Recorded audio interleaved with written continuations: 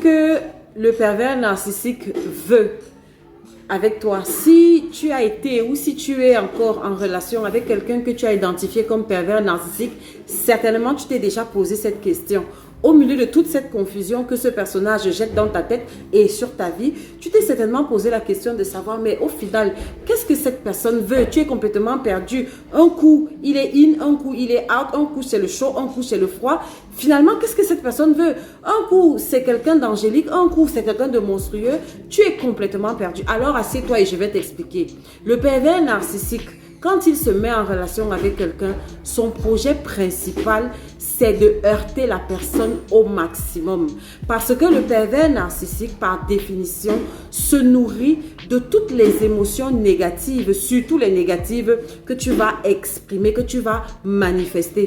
Il se nourrit également des émotions positives, genre, il va se mettre, surtout au début, quand c'est en phase de love bombing, quand il va se présenter comme l'incarnation de ce dont tu as toujours rêvé, et toi, tu vas te mettre à l'adorer, à lui donner plein de remarques positives, oui, mais c'est pas ça son dada. Son dada, le dada véritablement d'un pervers narcissique, quel que soit son sexe, homme ou femme, c'est d'extraire des réactions négatives de ta part.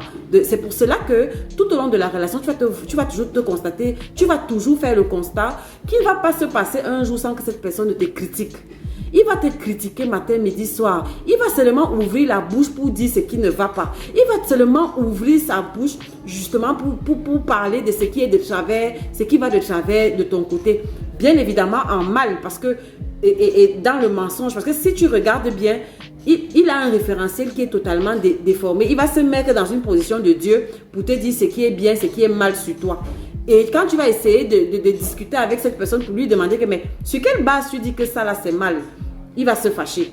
Donc, critique assassine, il va de temps en temps t'emballer dans sa diarrhée verbale, il te parle n'importe comment, des petites humiliations, des petites peaux de banane par là, des petites injonctions paradoxales, c'est-à-dire il te demande une chose et son contraire en même temps. Et genre, si tu fais, il va se fâcher, si tu ne fais pas, il va toujours se fâcher, l'injonction paradoxale. Ou alors, il va carrément te bouder, te traiter par ce qu'on appelle le silent treatment. Il fait comme si tu n'existes pas, il ne t'adresse pas la parole pendant un certain temps.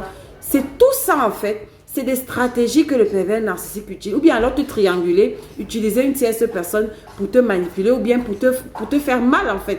Et donc tout ça, c'est qu'il s'assoit et en permanence il réfléchit. Qu'est-ce que je peux faire aujourd'hui? Qu'est-ce que je peux faire dans la prochaine heure pour l'énerver, pour l'irriter? C'est quelqu'un qui se nourrit de ta tristesse. Tu dois bien comprendre ça. Et donc c'est ça son objectif, te rendre triste en permanence.